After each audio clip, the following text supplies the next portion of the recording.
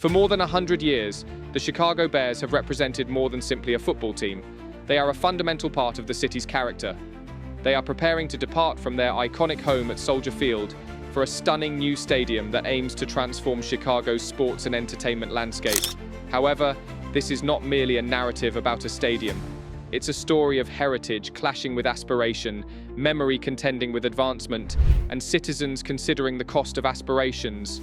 Will this daring initiative raise Chicago to new levels, or will it result in the city dealing with a substantial financial aftermath?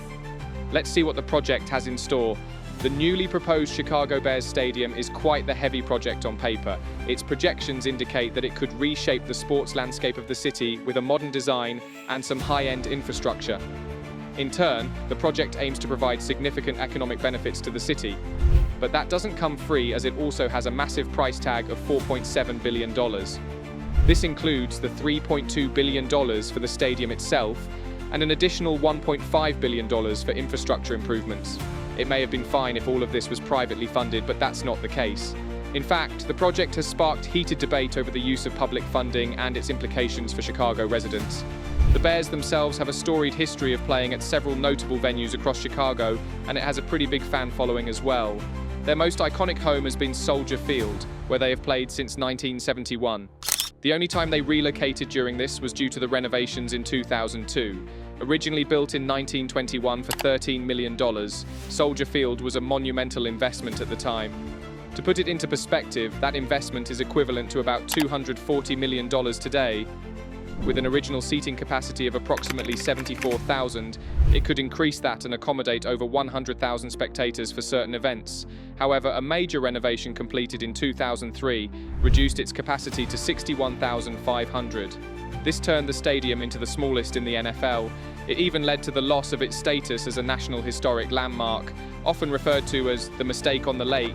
Because of its contentious renovation, Soldier Field's updated look has been polarizing. The existing suggestion marks a notable change, intending to build a state-of-the-art stadium directly south of Soldier Field on the location of a current parking area. The suggested new stadium will include a permanent translucent dome crafted from ETFE plastic, which provides the advantage of permitting natural light to illuminate the interior. The design features a large clear wall at the north end, allowing viewers to enjoy stunning vistas of Chicago's skyline. The Bears considered a retractable roof but decided against it due to the additional cost of several $100 million. The plan also includes 14 acres of athletic fields and recreational park space, providing safe, high-quality areas for youth sports programs and public activities. While Soldier Field itself will be demolished, its iconic colonnades, originally built as a war memorial for American veterans, will be preserved. However, the stadium's name, which honors fallen soldiers, is expected to change. This updated facility is intended to accommodate a range of major events throughout the year, such as Super Bowls, NCAA Final Fours, concerts, and other notable occasions.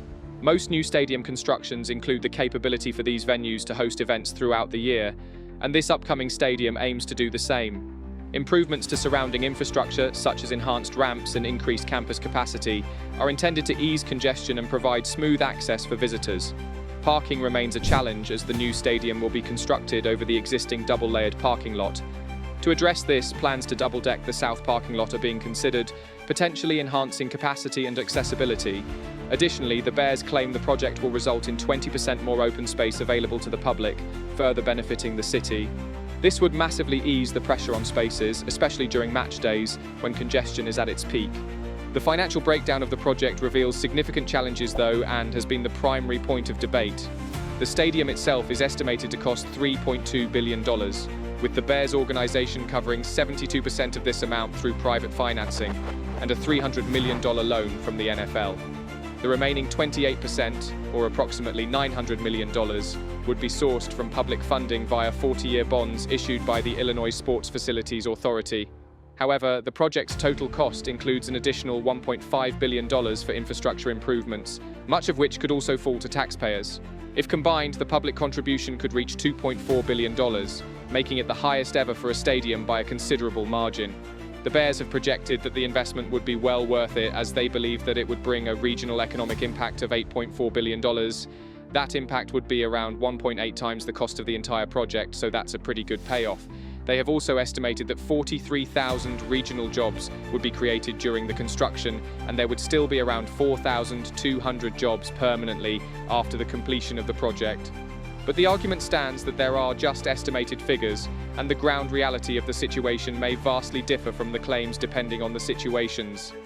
The increasing expenses of stadium construction in the United States have become an escalating worry over the years. 4 out of the 5 priciest stadiums ever built were finished or were being constructed in the past 5 years, highlighting the significant amount of money being invested in them. The most contentious aspect is that this trend has coincided with rising calls for public funding. When public funding needs are not fulfilled, the teams threaten to move to another city, which would significantly harm the local economy of the area they depart. The Bears' plan has attracted considerable interest from both advocates and opponents. Chicago's Mayor Brandon Johnson has shown firm backing for the initiative, whereas Illinois Governor J.B. Pritzker has expressed disagreement. He refers to an absence of clear advantages for taxpayers. Pritzker referenced a recent proposal in Kansas City where voters overwhelmingly rejected a 2% sales tax to fund upgrades for local sports stadiums. He also stressed the importance of having identifiable, concrete advantages for taxpayers prior to contemplating such a significant public investment. Critics claim that government funding for stadium building tends to mainly favor team owners while providing little economic benefit to the surrounding communities. Recent research, encompassing an in-depth review of more than 130 studies on sports stadiums conducted between 1974 and 2022, has consistently indicated that these locations yield minimal economic advantages.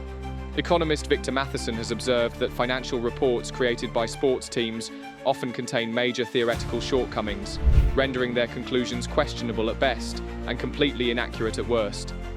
Despite these findings, public subsidies continue to endure due to the dispersed nature of costs among taxpayers and the concentrated lobbying efforts of team owners and other interested parties.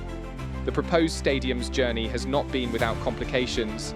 Initially, the Bears planned to build the venue in Arlington Heights, approximately 25 miles from downtown Chicago, on a plot of undeveloped land adjacent to the Arlington International Racecourse. The land was purchased in early 2023 for just under $200 million, and demolition of the site began in May 2023. However, disagreements over property tax assessments led the team to explore alternative locations. In March 2024, the village of Arlington Heights proposed a tax reduction to entice the Bears to proceed with construction there, but the team had already shifted its focus back to Chicago. Community groups have similarly expressed worries regarding the project. Friends of the Parks, a local advocacy organization, declared its opposition in September 2024 and proposed that legal actions might postpone or obstruct the project. They criticized the project, claiming it was detrimental to taxpayers, posed a risk to Soldier Field's future, and represented an unjust agreement that might restrict access to certain areas of the lakefront. Various groups expressed worries over the project's impact on the environment, stating it might diminish green areas near the lake and redirect public funds that could be allocated to other areas of Chicago. In spite of these obstacles, Bears president Kevin Warren has shown hope, indicating that stadium construction may start as soon as 2025. Warren also mentioned that the team is considering private equity as a possible funding option, which might decrease the need for public funding and enhance the project's likelihood of progressing. If construction starts this year, then it should be completed by 2028 or 2029. One notable aspect of the proposal is the ownership model. In contrast to certain privately owned stadiums, the new Bears Stadium would be under public ownership, offering an additional level of oversight and guaranteeing some public involvement in the project. Although the Bears would continue to gain most of the advantages, public ownership could assist in tackling issues related to accountability and transparency. As discussions regarding the new Chicago Bears Stadium persist, it is evident that the initiative could change the city's sports and entertainment environment significantly. Nonetheless, the significant expenses and the disputed allocation of public money have caused numerous residents and officials to doubt its overall worth and effect. With construction possibly commencing as soon as 2025, the outlook for this ambitious initiative is expected to stay a subject of vigorous debate and examination in the coming months and years. And that's all there is to cover in this video. If you found this controversial mega project interesting, don't forget to click the like and subscribe button for more videos like this. Which side do you stand on with regards to public funding? Let us know in the comments below.